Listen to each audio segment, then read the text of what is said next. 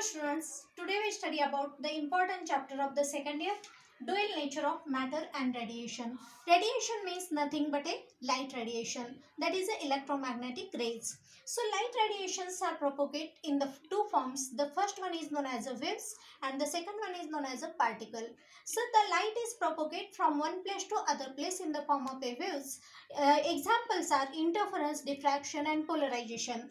The second part is a particle nature. For the particle nature, we study about the photoelectric effect and the quantum effect. So the second part of this chapter is a matter. Matter means nothing but any type of objects. So the matter means nothing but a particle. The second part is a waves. For example, if we consider the electron is a particle, the electron is also moved in the form of a waves. So in this chapter, another part is a electron emission. So in this chapter, we study about the important part is a electron emission.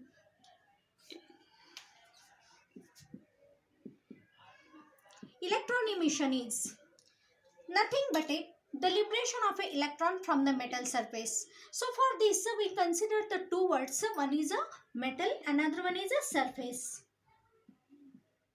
For the electron emission, we consider the metal because we know that the metals are the good conductors, and inside the metal there are number of electrons freely wandering here and there, and the surface means metal surface. So see what is the difference in between the metal and metal surface. Inside the metal there are the positively charged ions and the electrons are also present inside the metal. So these electrons wandering here and there easily. But the electrons, those are present on the outer surface. So here what is the difference in between the electrons? Those are present on the outer surface and the electrons, those are present in the metal.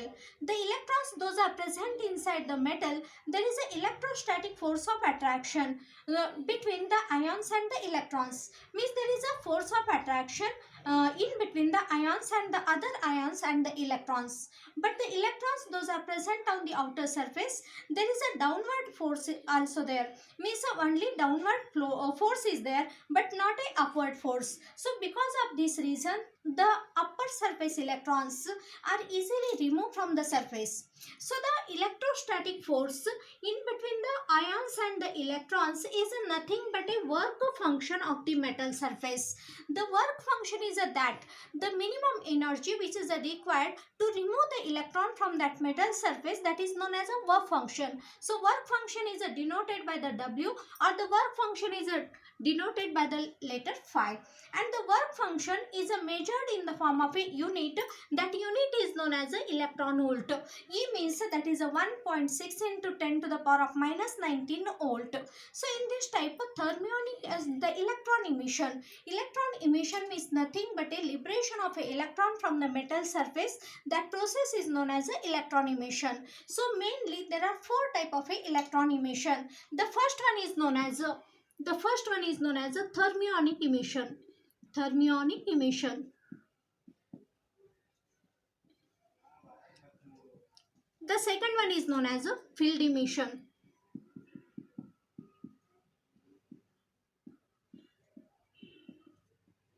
Third one is known as a secondary emission.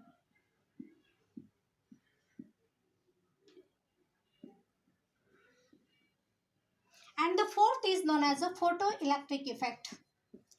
Photoelectric effect.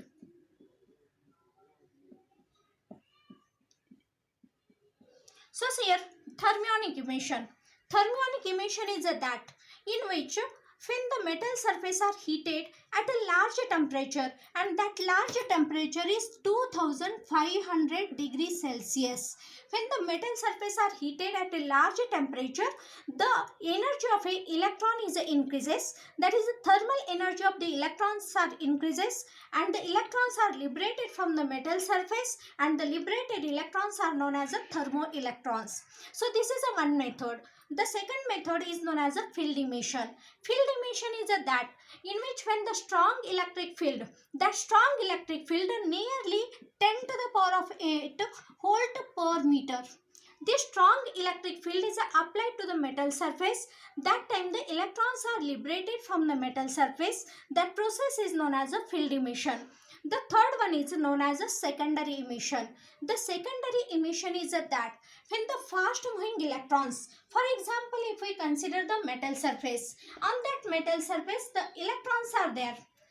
Suppose the fast moving electrons are bombarded to the electrons. The fast moving electrons are bombarded to the electrons. The electrons, those are present on the metal surface. That time the energy of a fast moving electron is more than the energy of the electrons those are present on the outer surface of the metal. When those fast moving electrons and electrons collide to each other, the fast moving electrons loses energy, and the energy of the electron which is present on the metal surface is increases, and the electron is removed from the surface.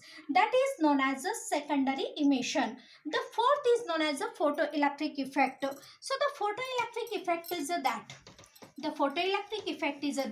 in which when the suitable frequency radiation,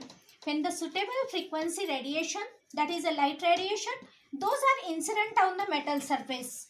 If we consider the metal surface,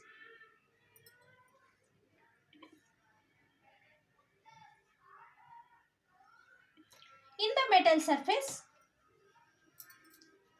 or inside the metal and the outside the metal, there are electrons are there, and there is a force of attraction in between the electrons and the ions.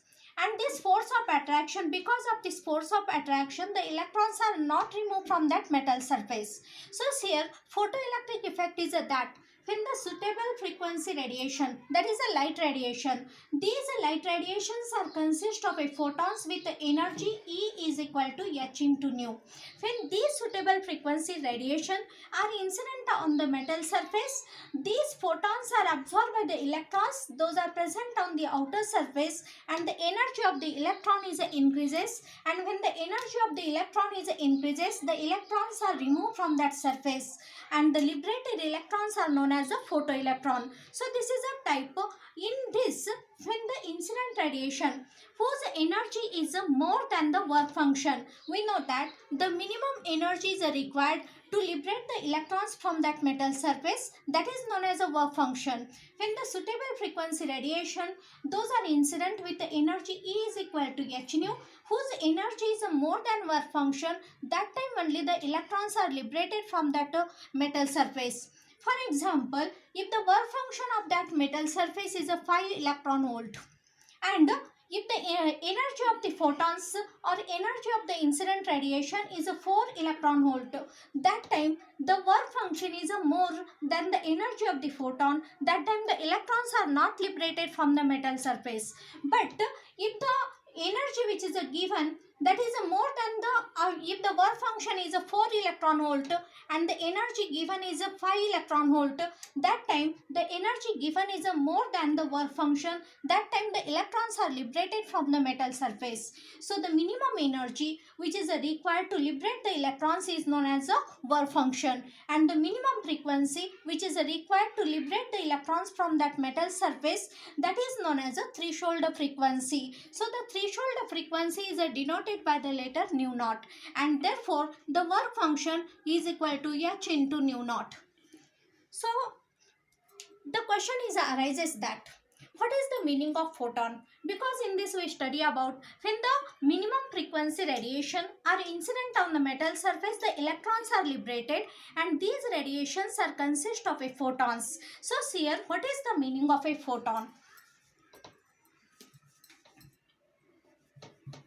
Then according to the Einstein's quantum theory, the light radiations are consist of a packet of energy, and this packet of energy is known as a photon. So the energy of a photon is equal to E is equal to h into nu. So according to the Einstein's quantum theory, the light radiations are consist of a packet of energy, and that packet of energy is a quanta, and the that energy of a quanta or that energy of a photon is E is equal to h into nu. This here, what are the properties of a photon? The energy of a photon is E is equal to h into nu. We know that nu be the frequency of a incident radiation. Therefore, E is equal to h into c divided by lambda, where c is known as the velocity of a light radiation or the velocity of a photon. The velocity of a photon is nearly equal to the velocity of a light in air, that is a 3 into 10 to the power of 8. This here E is equal to h into c by lambda, where h is known as a Planck's constant, and the value of a Planck's constant is 6.6 into 10 to the power of minus 34 joule second. And the c is equal to velocity of light in air, and the value is a 3 into 10 to the power of 8 meter per second. So here the energy is always find out in the form of a electron volt. Therefore the energy of a photon in the form of a electron volt is equal to h into c. We substitute the value of a h and we substitute the value of a c. Then we have got the value of a h into c in the form of a electron is a 12375 electron volt divided by lambda. Lambda is in the form of a Armstrong. So this is a shortcut method to find out the energy of a photon in the form of a electron volt. This is a one property. This here, the second property is that the rest mass of the photon is a 0. The rest mass of a photon is a 0. But the photon is in motion. That time its mass can be find out by using the formula. We know that the two formulas, that is E is equal to h into nu, and the another one is first equation is E is equal to h into nu, and the second one is according to the Einstein's mass energy relation, E is equal to m into c square. If we compare both the equation, h into nu is equal to m into c square. We know that nu is equal to c divided by lambda, that is h into c divided by lambda is equal to m into c square. This square c get cancelled, and we have got the m is equal to h into c into lambda. So this is the value of a mass of the photon. Then here the next property is momentum of the photon.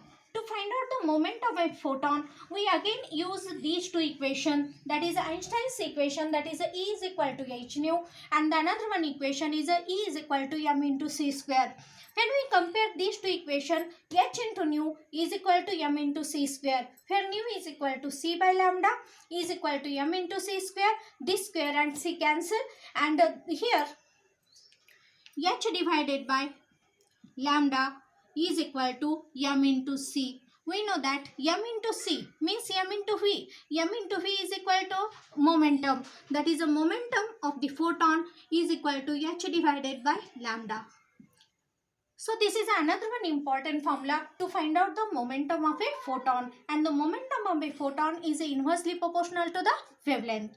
This here photons are electrically neutral. So when the photons are electrically neutral means there is no effect of a electric field and the magnetic field on the photons. Then here if the power is changes, when the power is increases, when the source is increases, when the power of the source is increases, then the number of photons are also increases. When the source increases means how to find out the number of photons those are radiated by the source. To find out this, we use the formula power is directly proportional to the energy. That power is directly proportional to energy means P is equal to N into E, where n be the number of photons those are given out by that source. Therefore n is equal to P divided by E. This is another one important formula to find out the number of photons those are given out by that source. Then see here, when the distance in between the collector and the source is increases, that time the number of photons are goes on the decreases.